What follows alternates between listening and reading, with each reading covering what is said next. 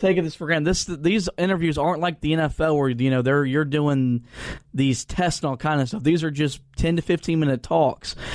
But takeaways was he is the most mature, maybe the most mature prospect there that can push him back up in the lottery. He tested okay, not great. Came in at 6'6", 224, 7'1" wingspan, so another long guy. Body fat's 5.9%, again, not bad for his height and weight. His lane agility time was 12 seconds. Shuttle run was 3 seconds. Three-quarter sprint, 3 seconds. Standing vertical leap was 31. His max vertical was 38.5. That was top 5 in the combine. Mm-hmm. So that kind of showed his freakish athleticism. But this is still a guy that, might have pushed his way back up into the early lottery discussion, but teams really think is going to fall probably into the pretty much a playoff team. 16 to 24 kind of range. So I was kind of thinking, all right, well, Brooklyn would be a really good spot because I love that. The way that they've developed all that young talent. We've seen D'Angelo Russell flourish in the player that the Lakers hoped they were drafting a couple years ago. Right. San Antonio falls into that range. You got a team like Philadelphia, maybe, if he falls back even more, maybe to Denver, something like that. So even if he's not a lottery pick, he's going to get drafted on a team that he's going to be able to help as a bench player, but also grow more as a player and probably play in the NBA playoffs. Yeah, I think there's a couple other interesting destinations just by looking at it. I think Indiana could be one. They're looking for that type of guy since Paul George left.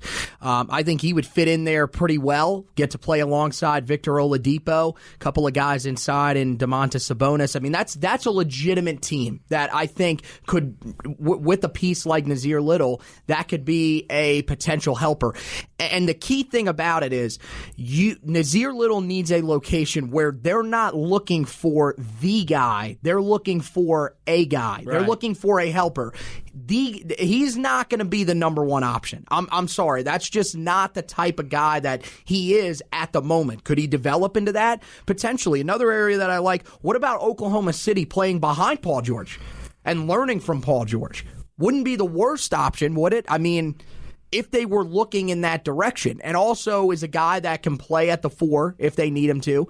I think that when it comes to what he didn't clearly understand his role, I don't really know what he exactly meant by that. My guess would be that he thought he was going to come in, play a lot more 3 than he did, and he was really a guy that was a stretch 4 for most of the year off the bench.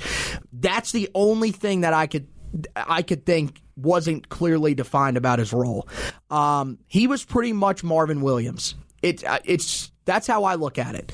Your role was to come in and play behind some experienced guys in Garrison Brooks, Luke May, and Cam Johnson, and you were going to be that 6th man off the bench that could bring some firepower, whether it was offensively or defensively. I thought he did that at times. I do think that the comments were definitely taken out of context. Through reading what he actually said, the full transcript of what he said, I think it was taken out of context. But, that's always going to happen in the media. I'm not a guy that's going to say, anything against Nasir Little. I think, he developed into a fine player. I think he's got a future in the NBA. It's definitely present. And to me, I see a lot of people that are like, well, we want him in the lottery. They're pushing for him to be a lottery guy. I don't understand why you really want him to be a lottery guy. Why would you not want him to fall to a playoff team where he can be competitive immediately and there's potential for him to win an NBA championship sooner rather than later? A guy like Coby White, he's going to have to work in order to get his team to a point where they can even do anything in the playoffs. I mean, right. Wherever he lands, Chicago, Atlanta, whoever, it's going to take a lot of work. As opposed to a guy with Nasir Little, let's say that he falls to Oklahoma City, Indiana, they're not as far away. So it could end up working out really well. And if he develops into the player that we originally thought coming into college, that could be huge. Yep. I mean, The thing he's got to add to his game is he's got to add a jump shot. He shot the ball well at the combine, but of course you're standing there with no defense. And it's weird because the NBA is a jump shooting league, but there are guys in the NBA that are thriving without much of a jump shot. Yeah. Giannis is one. Ben Simmons, another one. I mean, these guys really they cannot hit jump shots. It's just not a part of their game, and they're succeeding. So there's a way to succeed without one, but I agree. If he develops a jump shot, all of a sudden we're talking about probably one of the better, well-rounded players in this draft class. Right. We'll move on to the last guy that was at the NBA Combine, and that was Cam Johnson. Didn't test at the Combine, but did get measured. He's 6'8.5" with shoes, came in at 205. His wingspan is 6'10", body fat 5.8%. And this is a guy that's figured to be a mid to late first-round pick. Could possibly fall into the second round, but don't see that happening. Philadelphia and San Antonio have both pretty much said, look, if you're there at either 19 or 24, you fit what we do, which is we space the floor, we take a lot of threes. He's arguably maybe the best shooter in this draft class.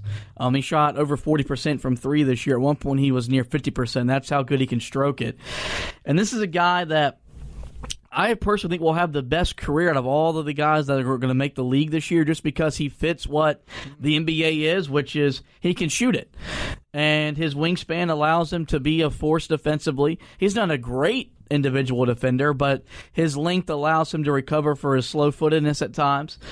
I kind of link him to Danny Green, who, when Danny Green left, no one thought was going to be an NBA player, but's had the best NBA career out of all those guys on the 09 team. I think Cam Johnson has that kind of potential because of how good he can shoot the ball, and the NBA just is a shooter's league threat if it ever was one. With what Steph Curry has done to the game now, he might end up on the Warriors, and if that does that, just keep on giving him titles because he'll just be like Kevin Durant or Klay Thompson. But just really a guy that, when he transferred to Carolina, was not mentioned as a potential draft prospect at all, and is now a guy that's going to be a first-round pick on a playoff team that's going to help him probably compete for a championship. Oh, he was real one-dimensional when he came to Carolina. We pretty much, we saw him at Pitt, and we were like, okay, this guy can shoot threes, and that's about it. Yeah. He developed into a guy that developed a mid-range game. He is a willing and solid defender. He's a guy that has some rebounding ability. He became a guy that I think people will be really infatuated with when they go back and watch, what he does. I think the Warriors would be a decent fit. I don't think he moves enough without the ball to fit with them. I mean, the Warriors are just, we talk about this every time we watch them. They are ridiculous. I mean, they are always, how these guys have this much energy, I don't know. I struggle to get up off the couch. And these guys are, they're always moving. Steph Curry never stops running. Even in timeouts, I swear, he's taking laps around the arena. I don't know. But, you're looking, again, in that same area. It's kind of weird. There's a chance he could go ahead of Nazeer if somebody really falls in love with them. I don't know if that's going to happen. You said San Antonio. I think that would be a really good fit, getting to play with Popovich. I think he also could look at him kind of like similarly to Manu Ginobili, not quite exactly the same, a little bit taller, would play more of the three than the two, but I think that, there are a lot of good fits at the end there for him. One of the teams that I'm looking at, if he does fall a little bit, which I kind of hope he does, I think he would be amazing in Portland. I think that would be a great fit. Put him alongside Damian Lillard, CJ McCollum. You got some guys inside that can do some work. That was a team that made the Western Conference Finals and could really use another guy that can shoot the ball from deep, that has a little bit of a mid-range game, and they can always use rebounders too. I think, Portland would be a really good fit for him. I think he'd like playing for a guy like Terry Stotts. So, there are some good teams to look at, but like you said, at this point, we've seen a guy that maybe even before this year, people were saying, well, he could maybe slip in, the late second round. Maybe somebody, just takes a risk on him. Now, this is a guy that, there are people in the first round that are saying, we're not letting you get out of the first round. We're not letting you get past our pick. So it's going to be, it's going to be really interesting. I think there's a chance that all of these guys could probably go with inside. There's a chance they could go within the first 20 picks of the NBA draft. So it'll be interesting for Tar Heel fans. First time in a while. Yeah. But I think everybody's going to be ready to go for that. So with that, we'll just go ahead and move on. A fun little topic. I don't know if you saw this the other day where college basketball approved some rule changes for the upcoming season. And these are kind of major changes. Normally there's changes every year that are very minor that you don't even really know on the surface happen. But this year we got some changes that are going to directly affect the game starting November 6th when we open against Notre Dame. The NBA, or the three-point line, moved back to international distance. This is something that they've been talking about the last couple of years because we've seen the three-point shooting at the college level get higher because the line is shorter than it is, and of course, overseas, and of course, the NBA line. To do a lot of things. It's going to make three-point shooting harder. It's also going to open up the lane a little bit more, which I'm a big fan of. I love the international game itself. There's one thing about the Olympics that I like. Even outside of America absolutely dominating every team, their style of basketball, I think, is a lot more enjoyable to watch as opposed to the NBA game. I don't watch Spanish or, Turkey League basketball, but when I watch them with overseas teams, it's a much more fun brand of basketball. I've been clamoring for that really since I've learned that they had different rules to kind of go to that kind of style because it's very popular over there. So any thoughts from you on the three-point line moving back? I mean, it kind of directly affects Carolina because we've seen them put such a premium on three-point shooting these last 2 years with guys like Cam Johnson and Joel Berry, Coby White this year that were sharp shooters, right. And now it's going to be a little bit harder to shoot the long ball. Yeah, I think it has a little bit of an effect. I don't think it has as much of an effect, though, as some of these people are going to make it out to be. These players these days, they are really, really good shooters. I know it's a solid distance that they're moving back. I mean, a foot. You think it's not that much until you actually get out there and start shooting, and you're like, it's a little bit of a difference. For a guy like Coby White, I don't think it would have really affected him because we saw most of his shots were from deep beyond the arc.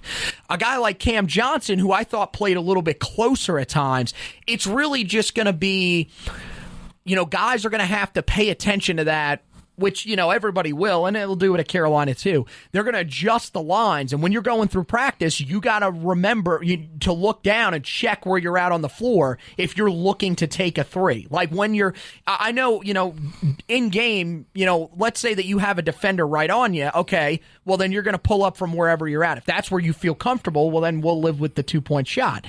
But in the case where you're wide open, in other years, maybe you didn't have to look down because you're so used to that 3-point line being there. Now you got to make sure, okay, I'm behind the arc. Let me step back because it's going to be another foot behind where we were last year and knock it down. But I don't think it's going to play too much of a factor. I think it'll play a little bit of a factor, especially like for teams that really struggle shooting the three. This could hurt, but for us, we've started to pick it up in the last few seasons. I'm going to be interested to see some of the transfer guys that we have coming in because I think those are they might actually end up being our 2 best 3-point shooters next year. So we'll see how it affects them. But overall, I think. The other rule, I think, is a little bit more.